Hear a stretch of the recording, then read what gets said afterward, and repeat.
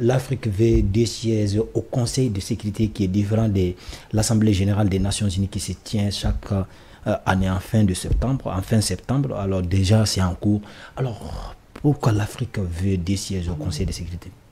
Parce que d'abord, l'Afrique, comme tous les autres pays qui appartiennent à l'Organisation des Nations Unies, l'ONU, ont le même droit. Ils respectent les mêmes textes. Vous signez les mêmes textes et les mêmes conventions pour être membre de l'ONU. Maintenant, tous les problèmes du monde, tous les problèmes des pays africains se discutent au niveau des Nations Unies. Maintenant, imaginez que nous on veut venir parler de ta famille. Mais on va te dire, non, tu restes dehors, tu ne vas pas t'y mêler. On ne va pas prendre même en compte ce que toi tu penses de la gestion de ta famille ou bien quel est le problème. C'est moi et Ibo, on va venir s'asseoir et puis on va discuter, on va dire que bon, ça, bon voilà. Et comme déjà tu as 3 enfants, il faudrait tuer 2. Mais il y a une autre instance qui est l'Assemblée générale des Nations unies. Les mais l'Assemblée, tout ce qui se dit à l'Assemblée générale des Nations unies, ça n'a pas de sens. Pourquoi? C'est comme au moment où l'Afrique de l'Ouest était colonisée et que l'Afrique avait qu'un seul député, qui était Phil Dabo Sissoko. Phil Dabo a eu la chance, paix à son âme, d'être le député parmi 512 Français. Un seul Africain. Tu vas dire quoi là-bas? Ta voix ne va nulle part. C'est-à-dire que tu ne peux pas être le porte-voix de qui que ce soit. Donc maintenant, l'Assemblée générale, tout ce qui se dit là-bas, les décisions ne se prennent pas à l'Assemblée générale. Les décisions se prennent au niveau du Conseil de sécurité. Et même là aussi, il y a 5 pays qui puissent influencer les décisions. Les autres, c'est juste seulement des repêchés. On vous dit, bon, venez, vous allez occuper des chaises. Mais il y a 10 pays non permanents, dont l'Afrique siège. Oui, mais quel est le poids de leur voix? Par exemple, les 14 décident qu'on va aller attaquer Israël. États-Unis seul ou bien la France seule va dire non, bon, moi je ne suis pas d'accord. Et puis tout est tombé à l'eau. L'Afrique doit avoir 2 sièges et n'oubliez pas, ils veulent des vétos aussi. Oui, avec le droit de veto. Avec le droit de veto, oui. Pour pouvoir à ce que tout ce qui va être décidé au nom des pays africains, que les Africains aussi puissent donner leur voix. Et puis dire que nous sommes d'accord avec ça. Désormais, il n'y aura plus de résolutions qui seront prises à notre nom et à notre absence. Parce que là, ça ne doit pas commencer et continuer. Ça a trop duré même. Et je dirais même que les chefs d'État africains sont même en retard pour demander ces sièges-là. Parce qu'ils demandent 2 sièges au niveau du Conseil, 2 sièges permanents et puis 2 sièges non permanents. Maintenant, je pense que c'est de bonne guerre. Maintenant, la question c'est, est-ce qu'en rang dispersé comme ça, jusqu'à quand nous allons continuer pour pouvoir avoir notre quota? Même si nous avons l'apport d'autres pays, il y a d'autres puissances, par exemple les États-Unis en ont parlé, mais il faut que les pays africains parviennent d'abord à trouver un terrain d'entente entre eux. Justement, j'allais poser cette question à Ibou. Ibou, voilà, si on nous accorde ces 2 sièges avec droit de veto, même si les États-Unis sont réticents par rapport à ce droit de veto, alors comment va se faire le dispatching? Bon, le système des Nations Unies, je ne connais pas très bien comment tout fonctionne bien. Mais le peu que je sais quand même dessus, c'est qu'il y a l'Assemblée générale des Nations Unies, il y a le Conseil de sécurité. Le Conseil de sécurité, ça c'est l'organe exécutif. C'est eux qui font, c'est eux qui agissent. Voilà. C'est eux qui font les choses. Et là-bas, il y a 15 pays. Sur les 15 pays, il y a 10 qui ne pèsent rien. Ils pèsent rien. C'est des figurants, quoi. Ils sont là pour distraire les gens, pour amuser les gens, pour compléter les gens. C'est les œuvres d'art, quoi. C'est pour remplir la salle. Les œuvres d'art, ils sont là pour ça. Les 10 là. Les 5 autres là, qui sont la Russie, la Chine, les États-Unis, la petite France et le Royaume-Uni, ces 5 pays-là, c'est eux qui ont le droit de veto. C'est eux qui peuvent dire, bon, je refuse que ça se passe. Et quand ils disent ça seulement là, tout est gâté. Mais au moins où... Je vais finir. Oui. Maintenant, ce qui se passe, ce que l'Afrique veut, c'est 2 vétos. Ils veulent être membres permanents déjà. Donc, quand tu es membre permanent, là, ils ne veulent pas être permanents comme ça, assis seulement là-bas. Ils veulent être membres permanents, mais ils veulent 2 vétos. C'est-à-dire qu'on ait aussi le droit d'avoir un droit de veto. De dire, bon, nous, on n'est pas d'accord par rapport à telle et telle décision. Pour qu'on puisse, par exemple, je donne un exemple. Si, par exemple, la MINUSMA était toujours là et que l'Afrique avait ses droits de veto là-bas, on aurait pu, nous, les Maliens, dire aux pays, à nos représentants africains qui sont là-bas, leur dire, écoutez, nous, il faut dire là-bas, aux Nations Unies, au Conseil de sécurité, que lorsque nous, on va demander le départ là, de la MINUSMA, là, il faut que ça se passe. Hein. Et si quelqu'un ne veut pas là, il faut utiliser le veto pour dire que non, on n'est pas dedans. Et puis voilà. Donc c'est ça qu'on veut. On veut avoir cela. Mais, comme tu le sais, ils se sont partagés les droits de veto parce que, comme on l'a dit tout à l'heure en début d'émission, c'est ceux qui ont gagné la Deuxième Guerre mondiale qui se sont partagés, qui se sont donné ce droit-là, de droit de veto. Mais en ce moment-là, les pays africains n'avaient pas l'accession à leur indépendance lorsque les Nations Unies s'est créées. Justement, c'est-à-dire, nous, on n'était pas là, pratiquement.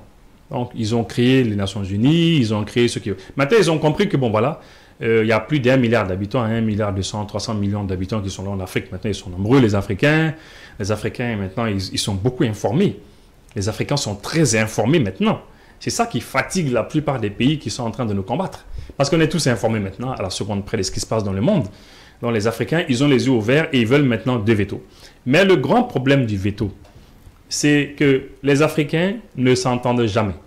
Tout le monde sait que les Africains ne s'entendent jamais.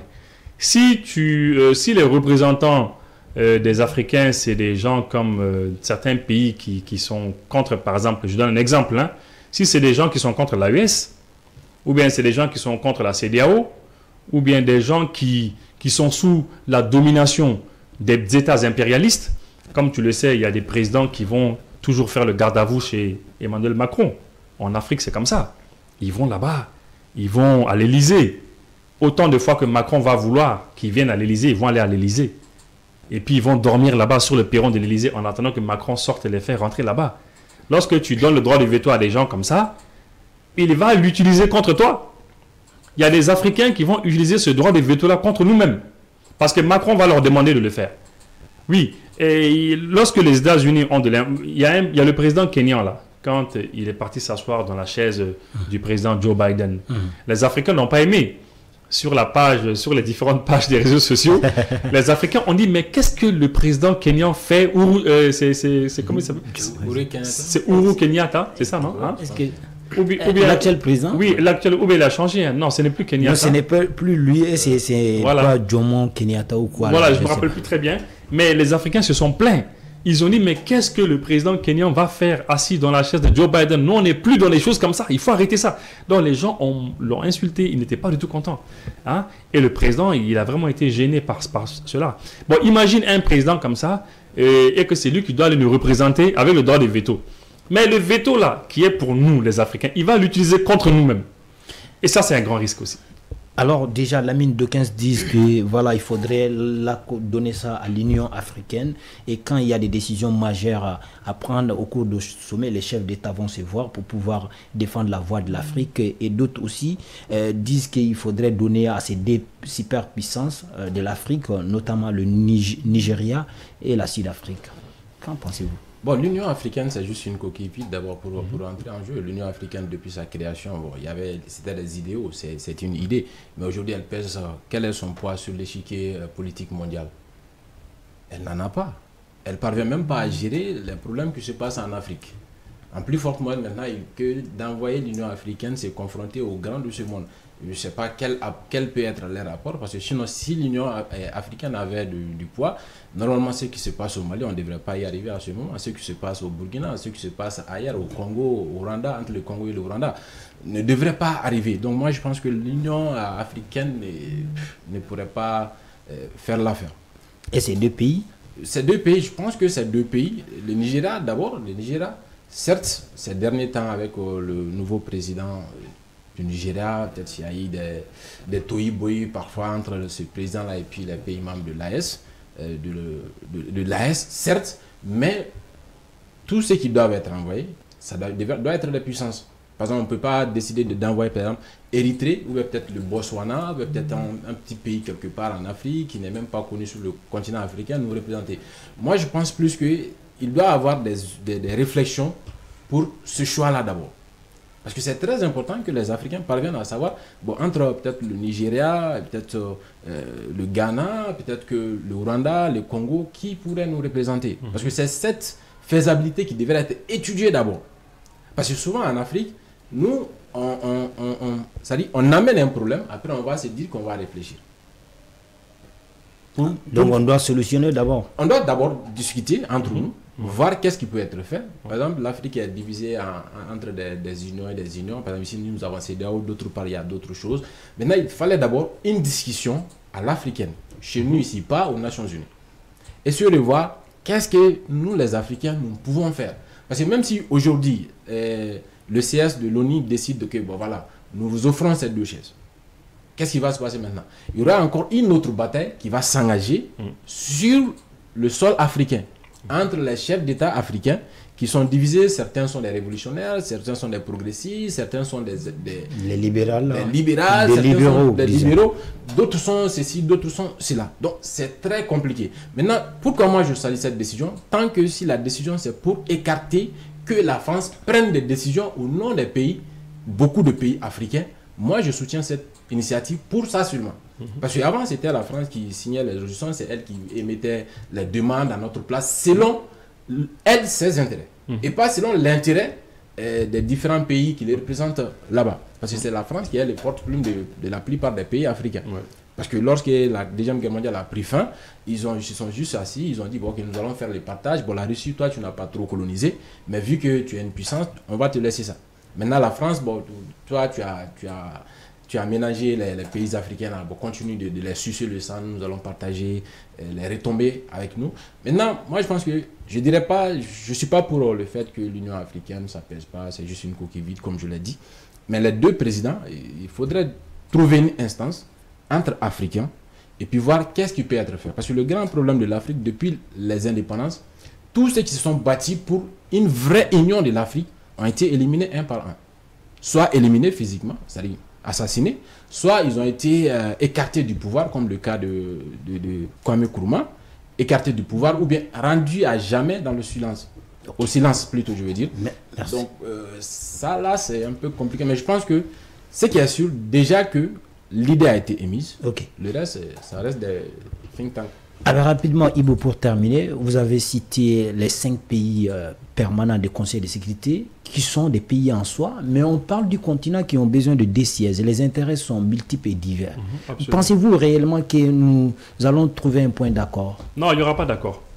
Il n'y aura pas d'accord parce qu'il y a des pays auxquels on ne fait pas confiance. Par exemple, le Nigeria, on ne fait pas confiance. Le Nigeria de Tinubu, Ahmed Bola Tinubu, on ne fait pas confiance.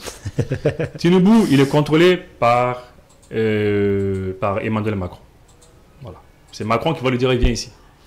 Tu votes ça, tu votes ça, tu votes ça. Tu ne te rappelles pas le jour que à l'Assemblée générale des Nations Unies, il y a Macron qui cherchait Macky Sall. Là. Il dit, Macky, il est où Macky? Oulala, Macky. Il se cherchait. Tout ça parce qu'en fait, c'est toujours la même France-Afrique. Hein. Pourquoi est-ce que la France, elle est puissante dans le monde, etc. Pourquoi elle a eu son droit de veto au Conseil de sécurité des Nations Unies? Parce qu'elle a des États derrière elle.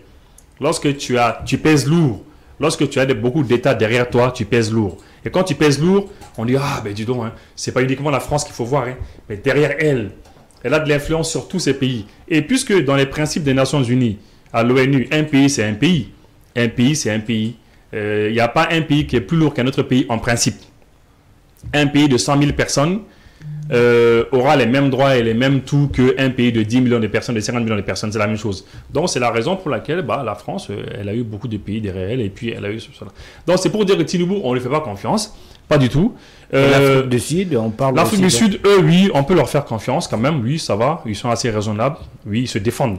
Ils parlent de souveraineté, ils parlent d'indépendance, oui, eux sont déjà déconnectés déjà de tout cet état d'esprit de colonisation ou de néocolonialisation, de néocolonialisme. Non, eux sont décrochés carrément de cela, mais Tinubu pas encore.